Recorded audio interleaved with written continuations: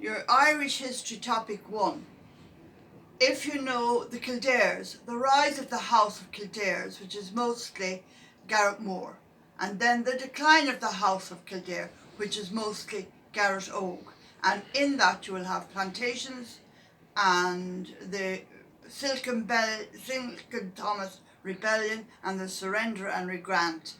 And then that's the first section, and the last section of that topic is the O'Neills. If you know the O'Neills, Shane O'Neill, Hugh O'Neill, the 9 Years' War, you will have covered most of topic 1. Now we're going to begin with most of these I have put in for you to remember. The thing about doing history, it's interesting to listen to it, but you're going to have to remember it. So as aids to remembering, I put the Kildares into mnemonics. That's little silly sentences that'll help you remember them. And for the O'Neills, I did them in songs. So the first thing I'm going to do is teach you the mnemonic for the Kildares. For Garret, this is Garret Mor. And it is, I am a silly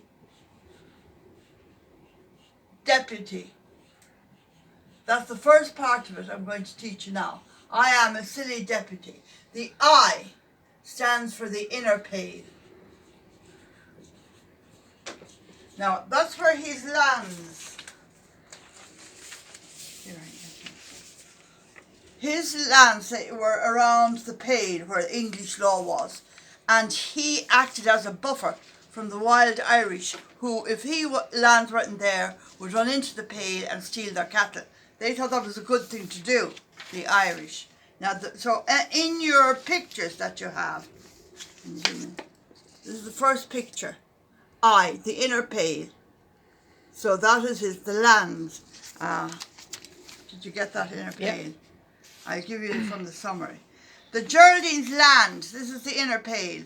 The Geraldines' land in Westmeath, Meath and Kildare, they acted as a buffer zone between the settled and peaceful lands of the inner Pale and the wild and uncivilised lands of the Gaelic Irish clans. Now notice it is the English historians and the English who call the Irish barbarians, not civilised like them.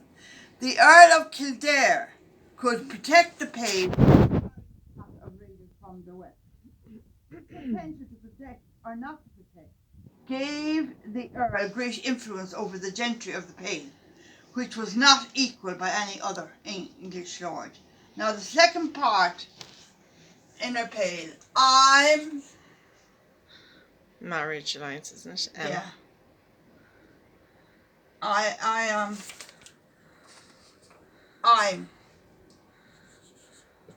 so that is marriage alliances.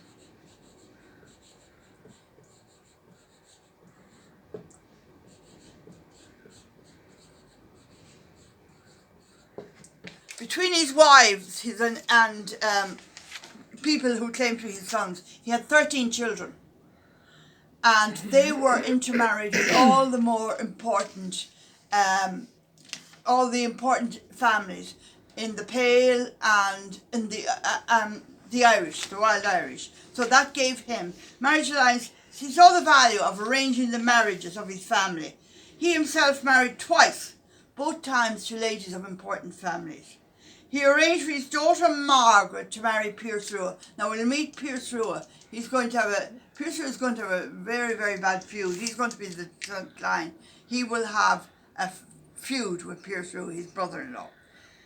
The young head of the butlers in Ireland. The last alliance was successful for a time. Okay.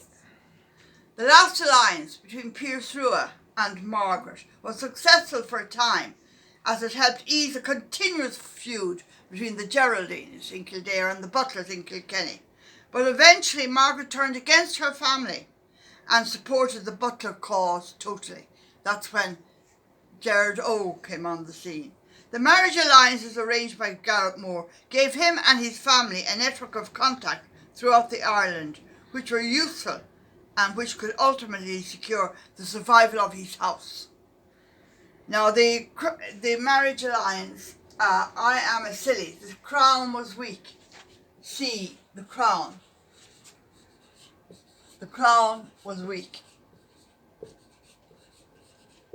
Here's a picture for the crown was weak. If you can zoom in on the crown was weak. That's the crown there being weak. Coronavirus crown. So there's the marriage alliances beside it, is it? Marriage alliance. The crown was weak. Okay. Here, leave this out. Yeah. Okay. The lordship of Ireland was part of the crown of England, and the fortunes of its nobles were tied up with the fortunes of that crown. Edward IV had built a strong monarchy, but the divisions of the Wars of the Roses could not be fixed so easily. So with this problem at home, Edward IV was left with the desire, but not the money, arms or opportunity to effectively challenge his overmighty nobles in Ireland, who were left to grow almost unchecked. So the crown was weak because the England was fighting the War of the Roses. Now in this War of the Roses, it was the Lancaster against the Yorks. They both claimed that they were rightful heirs to the throne. And Kildare, Garret Mor was a Yorkist. He was a Yorkist supporter. Now he had, I am a crown. He interfered in the Irish succession. That's the I. In the Irish succession battles.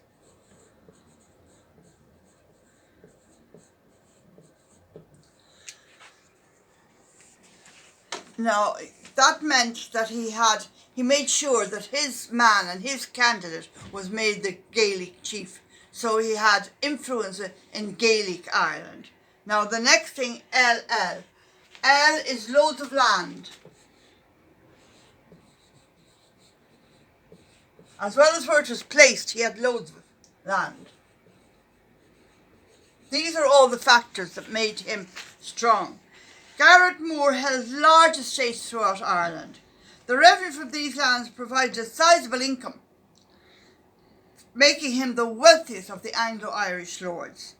Plus, these lands supported... Yeah, keep going. These lands supported large numbers of fighting men. The men were used to increase his land holdings, capturing former Geraldine lands on the borders of his territory. He also had the power to take all the lands held by absentees in the area, important for the defence of the Pale. The other thing, so that's the Inner Pale, marriage alliances, Crown weak, interfered in the Irish, loads of land. The next L is he lacked rivals. You can show him the picture of that. Yeah. He was the only Anglo-Irish. None of the other great Anglo-Irish families were capable of presenting any strong challenge. The others had given up any pretense of belonging to the English leadership. This left three great earldoms, Kildare, Desmond and Ormond, as contenders for power. Therefore, in the 1470s, the Fitzgeralds of Kildare found themselves to be without any competition.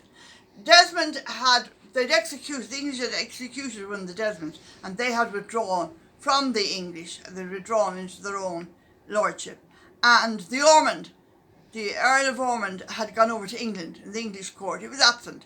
His land was run by his nephew, Pierce Rua, who would come in. This will become a feature for poor Garret Oak. So he's lacked rivals. Now, I am a silly deputy. He had the position of Lord Deputy. That isn't done. And the Y is he's a York supporter. Yorkist supporters, yeah. Yeah, The Y it's he's the Y. the Yorkist supporters.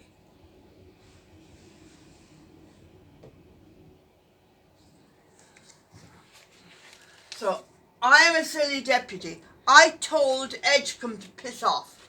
I told Edgecombe. What's the deputy bit?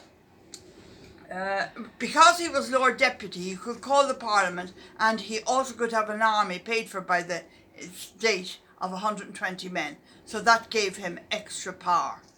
Okay. So, and he was a Yorkist supporter. Now that's important when you come to being a Yorkist supporter, because he was running the land, and this pretender, Lambert Simnel, came over and said he was, during the War of the Roses, the two princes who were the sons of Edward IV had been put into the Tower of London, and history has it that they were killed in the Tower of London.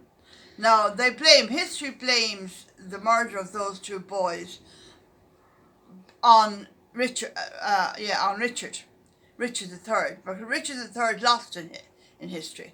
So the conquerors write the history. It is much more likely, if we had detectives now, that it was Henry VII who killed him to secure his throne. But we don't know. They made Richard the villain. Their bodies were found within the last 10 years anyway, but they hadn't been found, they hadn't been discovered. They were found buried in the Tower of London when they're excavating it. But to this, people thought they disappeared, people thought they'd been sent away. There was rumours around that their mother Elizabeth had substituted, because they didn't have photographs, they didn't have DNA, she substituted another boy for her real son. But these were all rumours, kind of Donald Trump type rumours that people believe. So a person came over and said, I'm one of the towers in the